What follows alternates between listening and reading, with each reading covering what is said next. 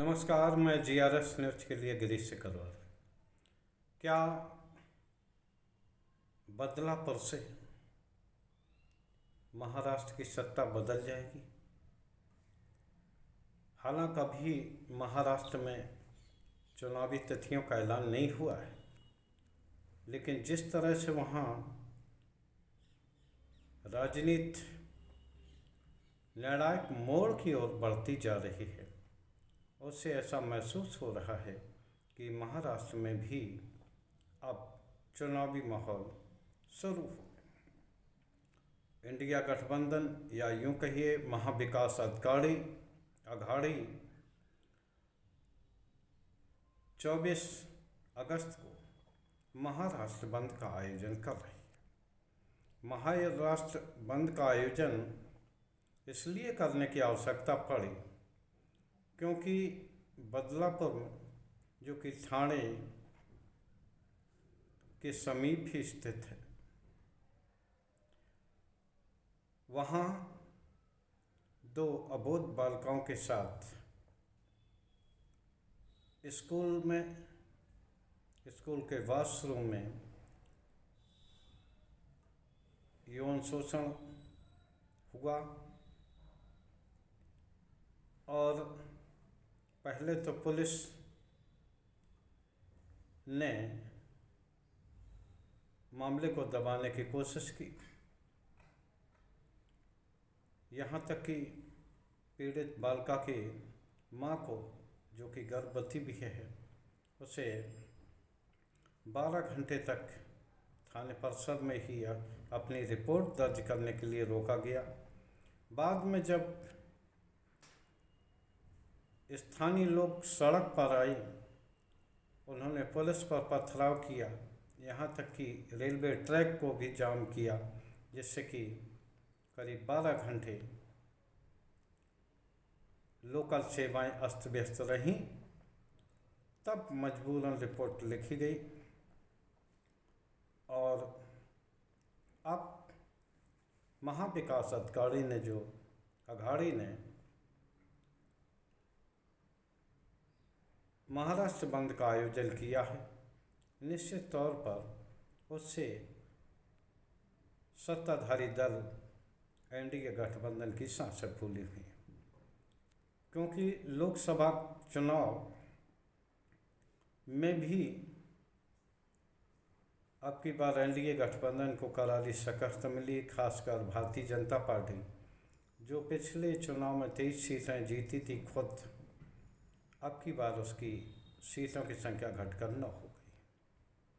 इसी कारण चुनाव आयोग ने भी महाराष्ट्र में चुनाव तिथियों का ऐलान नहीं किया था।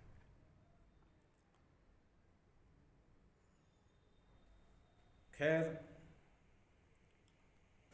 चुनाव में क्या होगा या आगे देखने वाली बात होगी, लेकिन जिस तरह से बदलापुर की घटना को ये जो राष्ट्रीय स्वरूप लेती जा रही है, जिस प्रकार कलकत्ता में हुए डॉक्टर बेटी के साथ दुष्कर्म और हत्या को भारतीय जनता पार्टी ने भुनाने का प्रयास किया और निश्चित तौर पर उसमें सफलता भी अर्जित की। यहाँ तक कि माननीय उच्चतम न्यायालय को भी पुलिस और रिपोर्ट दर्ज करने के तौर तरीके को लेकर वहाँ की स्थानीय सरकार को फटकार लगानी पड़ी। अब जब बिहार, उत्तर प्रदेश, उत्तराखंड और अब महाराष्ट्र में जहाँ की एनडीए गठबंधन की सरकारें हैं, अब भारतीय जनता पार्टी को इन मुद्दों पर मौन साधना अच्छा लग रहा है। मुख्यमंत्री एकनाथ शिंदे ने महाराष्ट्र की घटना पर कहा कि ये विपक्षी दल इसमें राजनीति करते हैं आखिर आप बताइए, जब आप किसी पीड़ित की रिपोर्ट नहीं लिखेंगे और आप पीड़ित पक्ष के साथ में खड़े लोगों को जेल में बंद करेंगे, हजारों लोगों के खिलाफ मुकदमा लिखा जाएगा, तो आखिर उनकी आवाज़ बनने के लिए अगर विपक्षी दल आगे होते हैं तो ऐसी रणनीति की तो सराहना की जानी चाहिए। वो राजनीति अच्छी है जो पीड़ित को न्याय दिला सके। अगर इन मुद्दों पर राजनीति होती है तो इसमें कोई भी गलत बात नहीं है और ऐसी राजनीति होना चाहिए जिससे कि पीड़ित पक्ष को जल्दी न्याय मिले। जो पुलिस उस घटना को दबाना चाहती थी और रिपोर्ट लिखने में आनाकानी कर रही थी, मजबूरन उसे तुरंत ही दोषी व्यक्ति को गिरफ्तार करना पड़ा, उस पर मुकदमा दर्ज करना पड़ा। ये बात अलग है कि इस संबंध में स्कूल प्रशासन को बचाने के लिए अभी भी प्रयास किए जा रहे हैं, क्योंकि जिन लोगों का स्कूल है वो बहुत ताकतवर हैं और भारतीय जनता पार्टी में से जुड़े हुए हैं। इसीलिए पहले इस मुद्दे पर धींगा मुश्ती हुई, ढिलाई हुई, लेकिन जब आम जनता सड़कों पर उतरी तो फिर मजबूरन सरकार को कड़ा रुख अपनाना। आज जम्मू कश्मीर में राहुल गांधी और शीर्ष कांग्रेस नेताओं ने अपने कार्यकर्ताओं से सीधा संवाद किया और आश्वासन दिया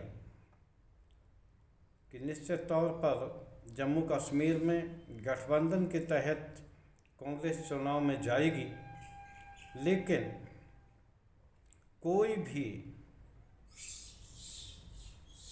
जो चुनाव होगा, कोई भी समझौता होगा, वो कार्यकर्ताओं के मान सम्मान, कांग्रेस के नेताओं के मान सम्मान से ऊपर नहीं होगा। यानी कि उनके अनुसार ही गठबंधन किया जाएगा। बाद में ये बात निकल कर आई कि एनसीपी और नेशनल कॉन्फ्रेंस जो माफ़ करिए और पीडीपी जो वहाँ की बड़ी प्लेयर हैं, कांग्रेस ने नेशनल कॉन्फ्रेंस के साथ गठबंधन किया है। जैसे ही अभी प्राथमिक बातें हुई हैं, सीटों को लेकर अभी तय नहीं हुआ है, लेकिन जैसे ही एक एक राउंड होता जाएगा, इससे पहले ही मिलकर दोनों दल चुनाव लड़ेंगे। ये बात कांग्रेस ने स्पष्ट कर दी है और जो उनके शीर्षस्थ नेता हैं नेशनल कॉन्फ्रेंस के, फारूक अब्दुल्ला जी, उन्होंने ये भी बात स्पष्ट की है कि लोकतंत्र को बचाने के लिए ही हम लोगों ने गठबंधन किया है। जम्मू कश्मीर में 3 चक्रों में चुनाव होने हैं, 18 सितंबर, 25 सितंबर और 1 अक्टूबर।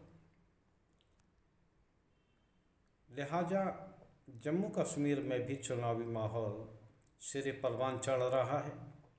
आज राहुल गांधी और कांग्रेस ने एक बड़ी रैली भी वहाँ की, जिसमें कि काफ़ी भीड़ जुटी।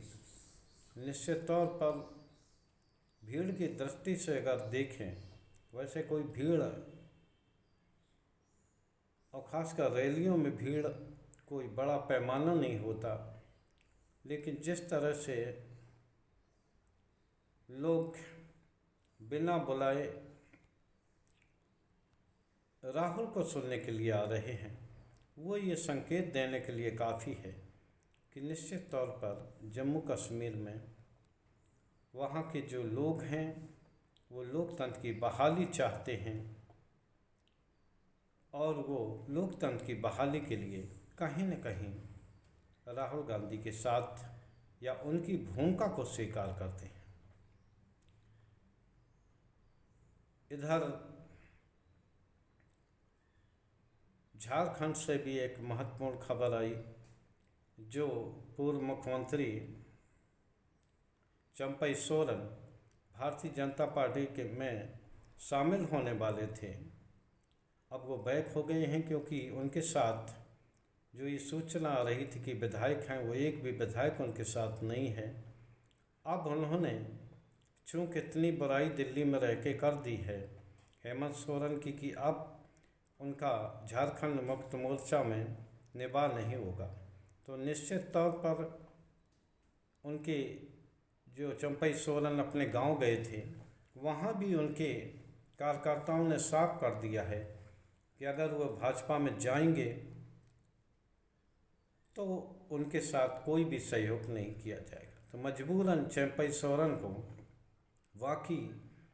वापस नई पार्टी बनाने की ओर उन्मुक्त होना पड़ा, क्योंकि उनके सामने केवल एक ही विकल्प रह गया था कि या तो वो नई पार्टी बनाएं या राजनीति को अलविदा कह दें। अब देखना ये है कि झारखंड में जब चुनाव होंगे तब ऊंट किस करवट बैठता है। क्या आदिवासी समाज हेमंत सोरेन के साथ रहेगा या चंपई सोरेन के साथ जाकर वो भारतीय जनता पार्टी का काम आसान बनाएगा। आज के ब्लॉग में बस इतना ही। जय हिंद।